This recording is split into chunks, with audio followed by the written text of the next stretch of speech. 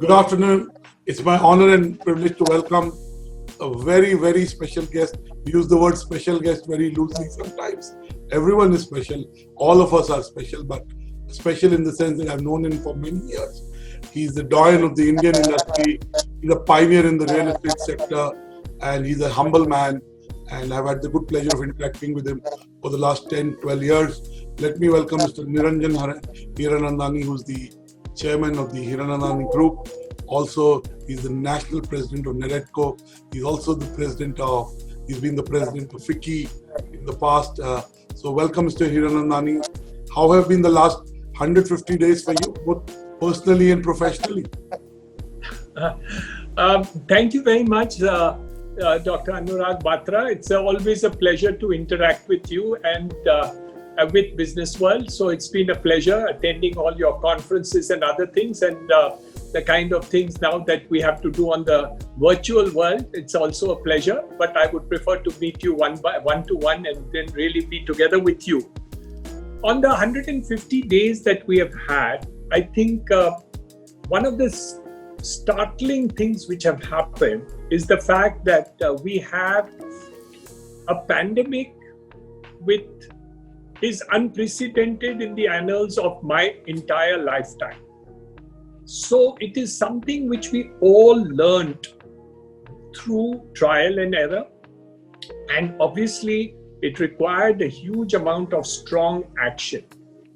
This our beloved Prime Minister did very effectively, and as he put it correctly, जान और जहान, जान की बात पहले करें, नहीं तो जहान क्या होगा if you are not there anymore.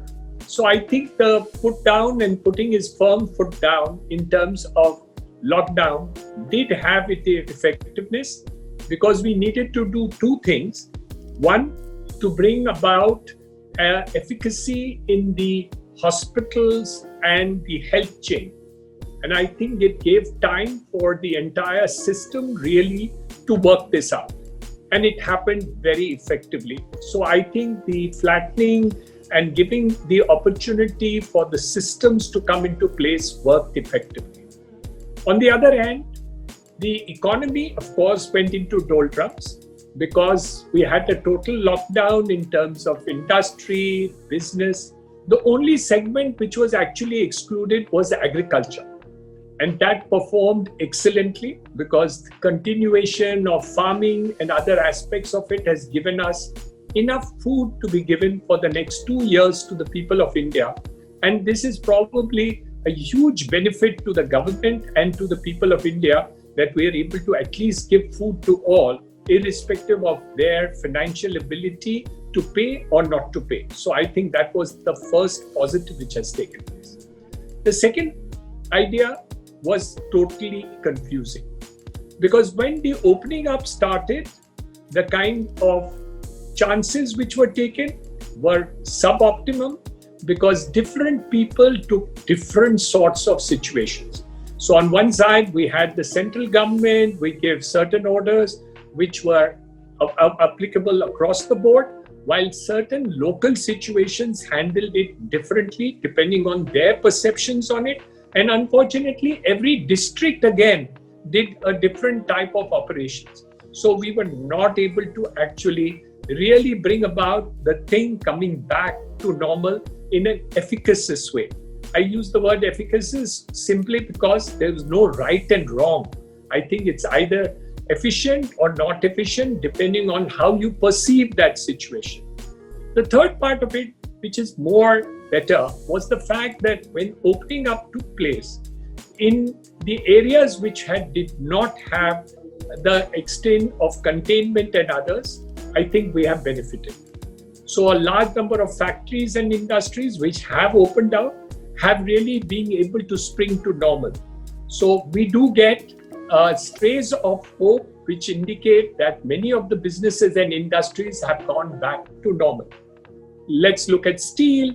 A large amount of that business has come back to normal, and that is something which is quite surprising to me at the initial instances. There are certain things like export zones. So for example, I know about a very leading textile company which had 100% cancellation of orders in the end of March. But believe you me, today they are back to 90% production, and exports are a majority of their activity. So we are seeing green shoots taking place across the board, and this is it. Pharmaceutical industry and certain other essential items, of course, have taken root the roost. Now let's look at the other end of the pendulum. And the other end of the pendulum is a very sad story. Construction industry, being one of them, has been very badly hit. Of course, it was already badly hit earlier. So if you look at the time post demonetization, bringing in on GST, bringing on RERA, where 70% of the amount required to be escrowed, good law. I support the law, but it had a negative effect in terms of the business of the industry to a great extent. And then, of course, the debacle that took place in ILFS really created lots of problems to real estate. However, things started coming back to normal in about January of 2020, when I thought that 2020 would be a great year to push back real estate onto its feet. But it didn't happen. COVID came into the picture, and as it demolished a lot of other activity, real estate really got affected. We had some lingering of hope because the finance minister, the prime minister declared the Swami Fund, which was the last mile funding for real estate of 25,000 crores, which is being loaned out in order to bail the industry.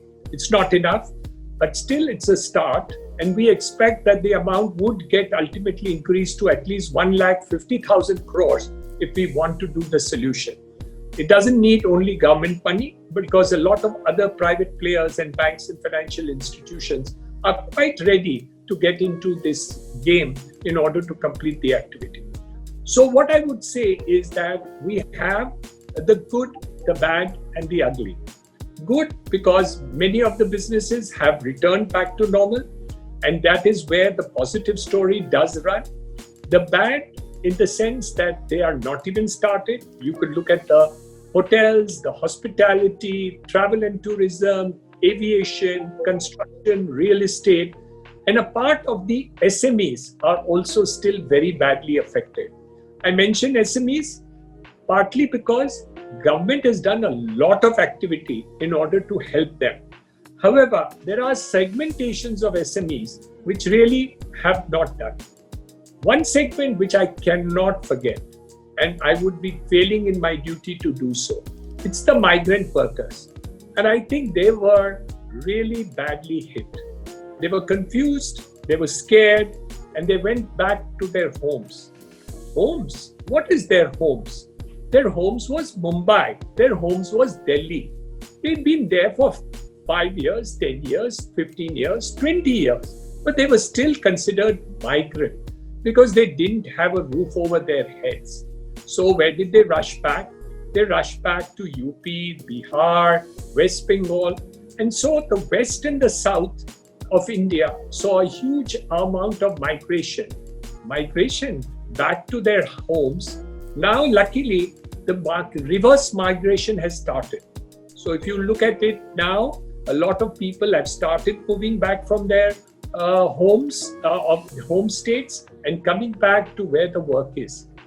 Yes, so this is the situation which has happened. Now we will have to look at what the present brings us and what the future will bring us. And that depends on so many factors, but it would be very interesting to see how the Government of India, the Reserve Bank of India, the states and individuals are able to tackle the situation which takes place in the marketplace. It would be extremely interesting to see how this happens. Also, the opportunities that have come up in many of these cases. Look at the conferences that we are having. Look at the connectivity that we are doing. I've had interactions which as big a person as the Honorable Prime Minister himself on a video conversation. We've had meetings with Finance Minister, the Home Minister, the Home Secretary, the Commerce Minister, the Chief Ministers of various states. Something which I would never have been able to do in 150 days. I've done more than 150 meetings with all these illustrious and important people to work out solutions of the marketplace. Very, very new possibilities. So many times we have been able to do things which never could have happened but for this COVID situation, that we could do lots of things and believe that this opportunity did exist. Let me give you only one example of such a thing. In Mumbai region, I run 14 colleges in 6 schools. And obviously they are most affected. Children, small children, right from the first standard till the 10th, and colleges right from the first year admission college up to the PhD level, all felt quite frustrated in the beginning. Today, let's look at a fast forward of this 150 days. Every student is online. Every teacher and persons, of almost 2,500 of them, are already online. It's a revolution. And it also indicates that if the government and the private sector pick up this opportunity of online education, I believe that you can teach the entire country. Online education will be the future in order to reach out to each and every person in every corner of the country. Now that 4G will turn up to 5G, and connectivity has definitely improved in the country, and we are now getting used to the new lines of communication. Positive extent that we see up to today. Thank you so much. Thank you for taking us through all the contours from personal life to professional life to economy to real estate to seeing the positives in this dark cloud, finding the silver linings. I want to ask you specifically about business and economy before I come to the real estate. I know you've tried to make the best of what you have, and as environment improves, those efforts will possibly see quantum results. But when do you see the Indian business and economy to be back on the same footing that it was possibly 18 months back?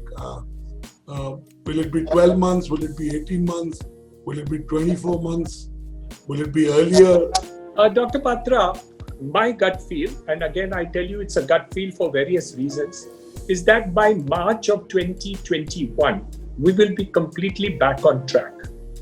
And this is provided that the vaccine doesn't come, because the herd mentality, the herd immunity will start developing. And because we have seen in various areas, including terrible areas like Dharavi, where already 36% of the people have already received immunity, which means they have already gone through the COVID story and come out of it. So that is the positive. So we do expect that this is what is going to happen through the country as we slowly bring about the opening. More and more areas will take about. The second part of it, of course, is the more optimistic story, which means that by October, Diwali or Christmas, New Year, we do get a vaccine, in which case the economy will spring back immediately. Even though you have not taken the vaccine, the optimism itself will create a furor of positive activity. Because once the mind is clear कि अभी हमारे लिए एक रास्ता हो गया है, the stock market will boom, people will build, people will work, people will be positive because a vaccine has come. So my gut feel is that the things will start returning back by March of 2021. It's speculative because we do have some idea about it, of the experience of the medical reports that we get from our hospitals and other institutions. But of course, it is speculative in the sense that we don't have any confirmed date which has been given by any authority worldwide that has happened. It's my gut feel from the experience that we have seen of herd mentality being developed both in Delhi and in Mumbai. So I think that is the extent to which it will continue to happen. And fortunately, the health systems, both in terms of beds with oxygen and ICU, have now been built enough in these type of cities and other places in the country to take care of the emergency health for COVID times. Fantastic. We'll come to the healthcare aspect, we'll come to edutech. But let me focus on real estate, which is something that you do for a living. You do a lot of things for giving, but that's what you do for a living. And you built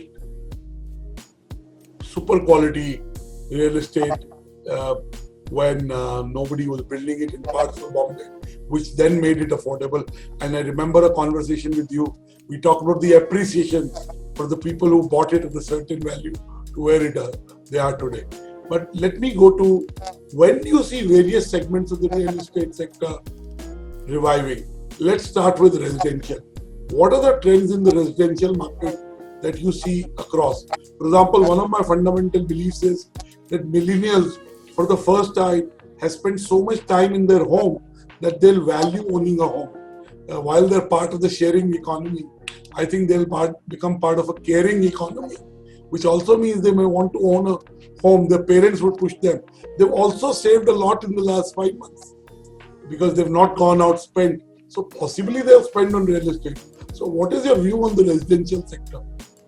So I'm very bullish on the residential sector in the long run. There is no doubt about it that the interest in terms of owning a home, a house, a shelter which belongs to you has become important. A lot of people who are living in rental housing are troubled. They wanted to bring their parents in the house, but the society and the landlords did not agree to it.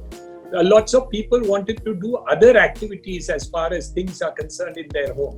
They were not allowed because they were only tenants in their house and not actually owners. So they got into a lot of difficulty, and they suddenly realized that this jumping from a house to a house is also not easy, especially when these COVID situations took place. So I think it is very important for these millennials to have learned that it is good to own a house. And luckily, with all the benefits of low-cost loans today available, 7% is being the lowest. And if you buy an affordable house under the PMAY scheme, then you're paying 3% less for the next 15 years, which means you're paying only 4% interest per year. And with inflation being equal to that, you're actually paying no interest. Real interest rate is zero in terms of the home loans if you look at it over a period of time. So I think this is really a best time to buy. And the interest that you would pay off is really going to be compensated by inflation over a period of years. And hence, your interest would be zero. And you would be able to pay for your house over 15 or 20 years in these circumstances that you look at. So buying a house is definitely making good sense, not only to millennials, to everybody. So that's one aspect of it. The second, I have a slightly different thought. Dr. Batra, and that is like this. I want to give you an analogy of the car market. The car market in 2019 consists of the Mercedes-Benz, the BMW. The Mercedes-Benz sold 10,500 cars, approximately, give and take 100 to 100 cars in 2019. BMW sold 9,000 and a couple of hundred in the year 2019. Maruti sold 1.7 million cars in 2019. I repeat, 2019. 1.7. 1.7 million, which is 17 lakhs. And there was not even a lakh of them in terms of it. Now, what has happened over a period of time, the demand in the country is for Marutis. I mean, houses equivalent to Marutis. While the production is in terms of the Mercedes-Benzes and the BMWs. So what has happened, Dr. Batra, is that we have a mismatch in terms of supply and demand. The government is also instrumental in creating this nonsensical situation, because they have made the ready reckoner rate or the circle rate or the jantri rate, as it is called in different places, very high, to the highest point in order to collect revenue. But that meant that you cannot sell at lower than that price. And the landowners also have an expectancy that the price of real estate is much higher than what it should be. Hence, if you buy the real estate land at the highest price, then you have to put in the other costs of inputs, which is very high: development charge, permission, GST, stamp duty, and other things which real estates are there, and makes it an expensive house. So producing affordable housing throughout the country has become quite a problem, and everybody is bunching. The state governments and the local authorities are equally at fault. When they sell land, they sell it at the highest possible price in the marketplace. Nothing wrong with selling it. But if you want to make affordable housing, then you can't sell it at the highest price. Because if you sell it at the highest price, the person who buys it has to pay the amount which is higher, interest costs on carrying that the land cost, plus construction costs. So he has to have a higher quality of house or higher specifications of the house in order to justify the higher price. So the governments of the day really will have to look forward.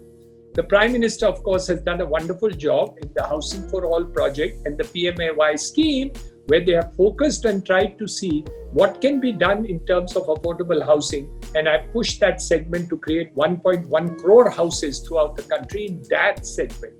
So the housing market will have to reassess itself. Local authorities, we've been talking to government of Maharashtra in the last couple of months and have convinced them that they have to reduce stamp duty, they have to reduce the development charges and the other charges in order to make more affordable housing throughout the country. Let me also tell you the last idiosyncrasies that I see, which I think needs immediate attention and rectification, which has not happened. We justify having the largest slum in Asia, the Dharavi one. We are talking about it for last 30, 40 years that we need to redevelop and done it. It's been tendered, it's been done various things. Prime ministers have given attention to it. They've given hundreds of crores just to study the whole proposal and get it off the ground. Still not happening.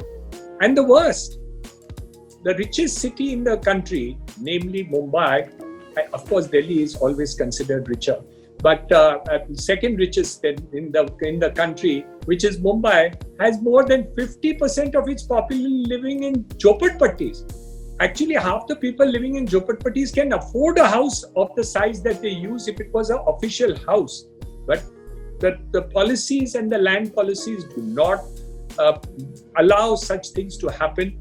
My view is something needs to be done very radically in order to take care of Dharavi, to take care of this entire population and do a revamp of the entire situation, not only for Mumbai, but the whole country. And it is possible. All the other countries of the world have now done it. Like a person, the shortest Prime Minister of India, Lal Bahadur Shastri, in the 70s, looked at the country and actually said, Jai Jawan, Jai Kisan. And he created surpluses of food, which today we still have surpluses of food this year. So we never had to beg for food after that. So I think we need to do the same in housing. The initiative of the Prime Minister is fantastic, but we need to do more. Fantastic. Now, this is your thought process that we are all interconnected. What happens in Dharavi impacts us. That's the very important realization.